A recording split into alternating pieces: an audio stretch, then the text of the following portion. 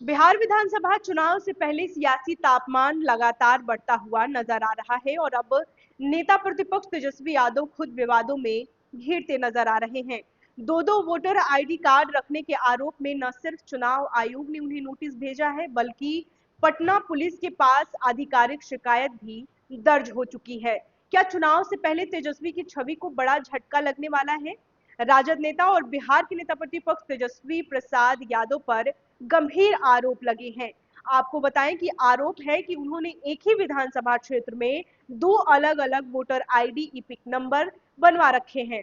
पटना के दीघा थाना में वकील राजीव रंजन ने इस मामले में तेजस्वी के खिलाफ लिखित शिकायत दर्ज कराई है। तो वही शिकायत में कहा गया है कि ये चुनाव कानून का उल्लंघन है और इस पर कानूनी कार्रवाई की जानी चाहिए। वहीं दीघा थानाध्यक्ष संतोष कुमार सिंह ने पुष्टि की है कि शिकायत मिली है और मामले की जांच चल रही है।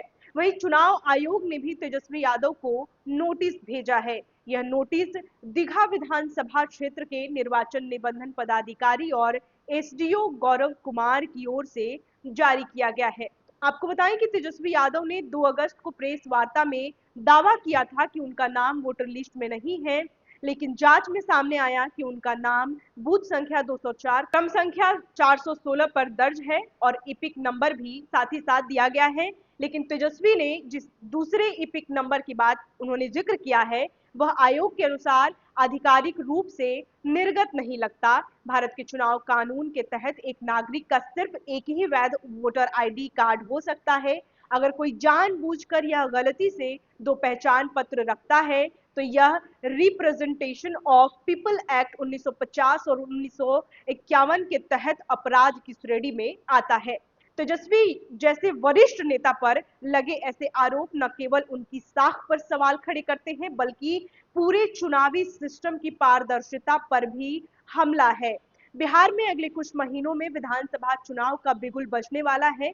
ऐसे में नेता प्रतिपक्ष पर इस तरह का गंभीर आरोप सियासी मैदान में बड़ा धक्का साबित हो सकता है। राजनीतिक विश्लेषक मानते हैं कि ये विवाद अब सिर्फ तकनीकी गलती नहीं है, बल्कि एक बड़ा राजनीतिक हथियार बन सकता है। इस घटना से एक बड़ी बात साफ होती है, जब एक आम मतदाता से बार-बार दस्तावेज मांगे जा रहे हैं, तो नेताओं को भी उतनी ही पारदर्शिता के साथ जवाब देना होगा।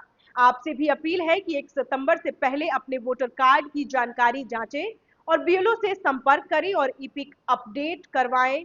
2 ईपिक कार्ड का मामला अब सिर्फ एक नेता का मामला नहीं है, बल्कि ये पूरे सिस्टम की ईमानदारी और जवाबदेही का टेस्ट है। देखना होगा कि क्या इस पर कार्रवाई होती है या फिर ये भी चुनावी शोरगुल में दबकर रह जाएगा। बहरहाल इस खबर में इतना ही। ऐसी तमाम खबरों के लिए आप देखते रहे first Bihar Jharkhand. Panorama group, जो सोचता है वो करता है। ये लो मुंह मीठा करो, आज मैंने अपना जॉब छोड़ दिया। अब हम पूर्णिया वापस जाएंगे। जॉब छोड़ दिया है? मतलब ये घर कैसे चलेगा? हम करेंगे क्या? और माँ बाबूजी क्या बोलेंगे? इसलिए मैं एक और मिठाई का डब्बा लाया।